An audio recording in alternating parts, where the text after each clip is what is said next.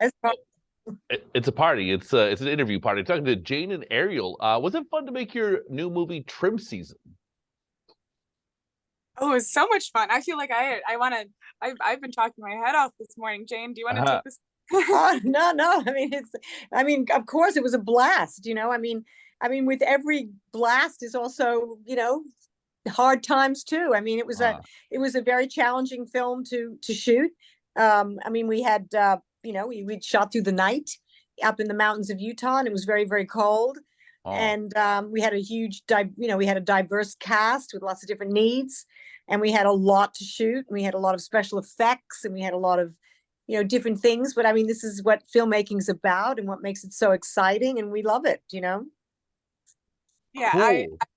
up watching like the behind the scenes like Lord of the Rings making of appendices and Uh-huh. the forest in New Zealand. So any chance to we're out in the mountains, but if it was cold or rain, this is what I dreamed of. I didn't want to be on a stage or like mansion. Ariel, what was the night those animals showed up? What were they, bulls, or what was that? What were those animals that showed up?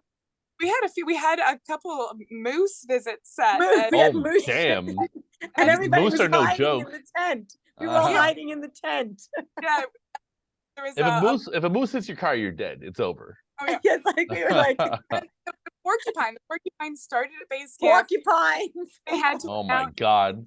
stop leaving your house. Oh my God. I remember that. That was a funny night. He wandered into that. We just had to hold on that red weekend. Porcupine made his way out because the AD It's funny. All right, I've got a very important question. I'm coming from Canada, and have either of you smoked any legal Canadian weed? Oh, Legal Canadian weed. Yeah, we've got legal weed in Canada. I can go to a corner store and buy like an ounce, or I don't even know. I don't smoke weed, but I know there's legal weed here. Have you I, ever smoked I a legal doobie? I was gonna say I was like I believe I will have I'm to trying to think if it was legal when I smoked it yeah, there. How long has it been? uh, How long has it been legal for? how long has weed been legal for? Like 2016? Something like that. 2016, I think, or 2017. I got a couple of guys over here. They wouldn't Oh, know. then I didn't smoke legal weed. Okay, yeah. I've never smoked legal weed. I've smoked medicinal weed, but I've never smoked legal weed. I think Right. it's less fun, right? It's kind of fun that such a benign thing is illegal, and there's such a big fuss about it. Oh, And to break the law that way, that seems more like the way to do it. yeah. yeah. Well, I mean that had been one of the research for trim season and watching all of the the documentaries about the area, and that you really had you have these hippies, these beautiful people coming back like Mhm. from Vietnam, and they're like, I just want to live off the grid, and I'm just trying to hit Yeah. my I need water, I need bread and vegetables, and of course I need a little bit of yeah, just a short Yeah. The balanced diet. Yeah. yeah Well, it that does help PD, it does help post-traumatic stress disorder. It does. Uh-huh. yeah that kind of process of weaving this supernatural lore, but really looking at that kind of like the man-made chaos of something that like you said, obviously so innocuous, and Yeah. you're just and the whole cyclical, they're burning down crops, the police would come in and raise farms to the ground, and that just drove the price up, and you're like, I know who's growing. People are funny, huh? So Jane, you got a lot of dark energy in this movie. Tell me about conjuring up your own dark energy for this movie. Well, I think like most of us, we all have dark energy. Yeah. And it's probably just a matter of how we present ourselves to the world and how we deal with our dark energy.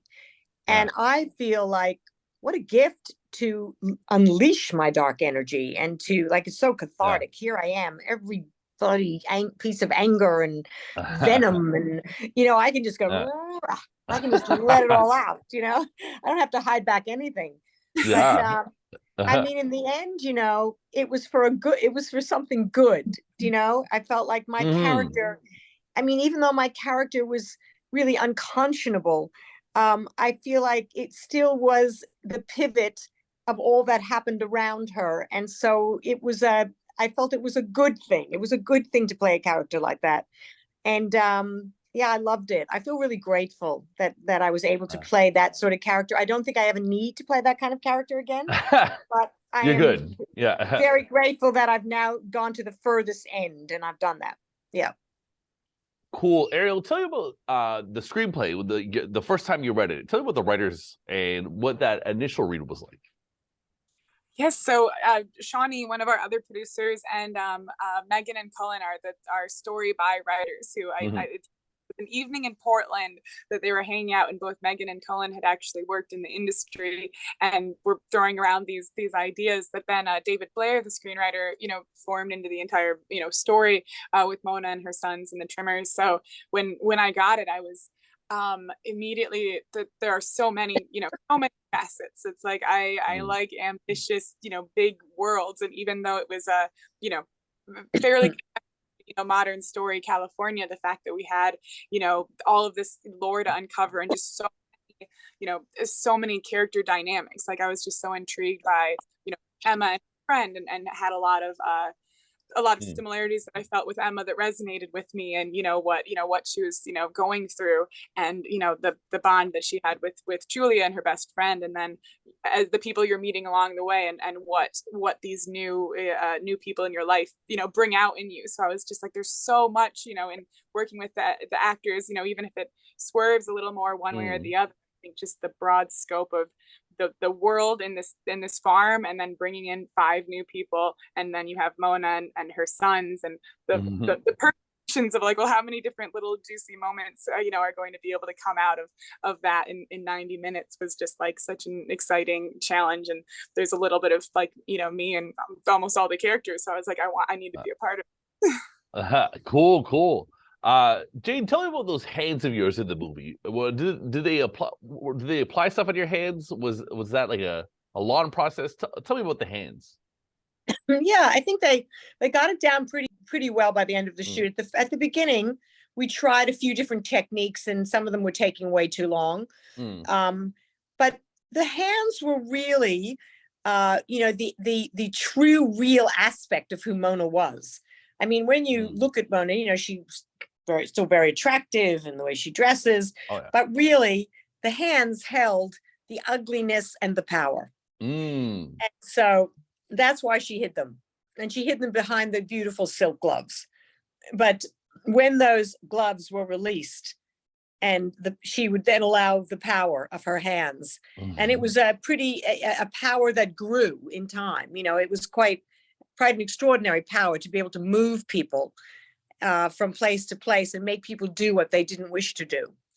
So it was. I mean, and of course they were very, very old, ancient hands. Everything else around her was able to stay relatively young, but her hands just kept aging.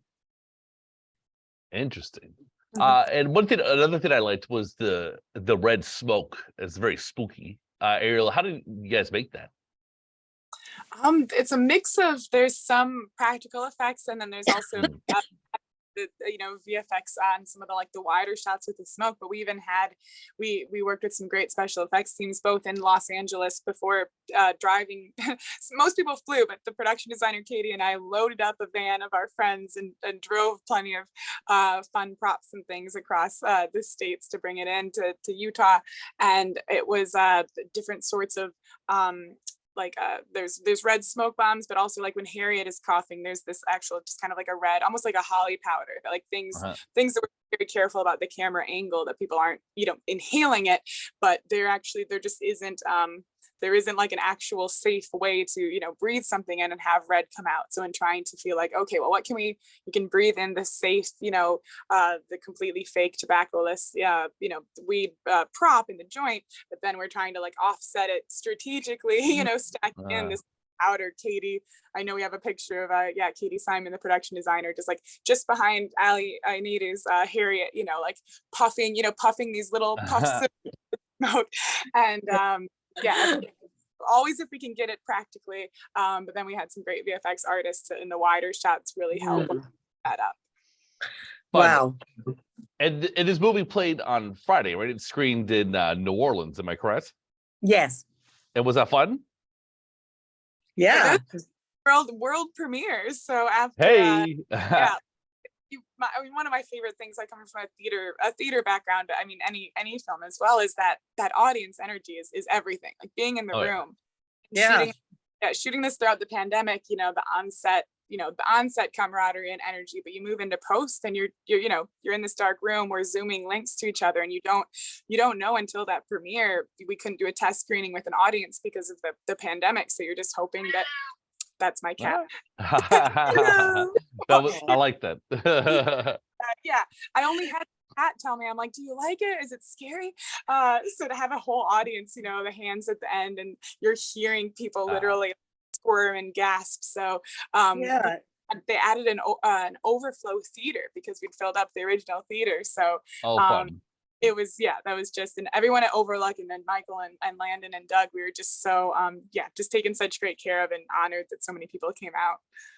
I just loved the ending too. I mean, you were sitting there, and I always think, oh, how are they going to react at the very end of the film? And there was like there was like a quiet, you could hear a pin drop, just a quiet. And I thought, oh shit. And then everybody sort of erupted into applause. And I think that was because people were just like, whoa, whoa, what just happened, Beautiful. Well, guys, I really enjoyed your movie. It was a lot of fun. Thanks a lot for your time, Jane and Ariel, and good luck to all your future endeavors. Thank you Thank so you much. so much. Oh my gosh, thank you.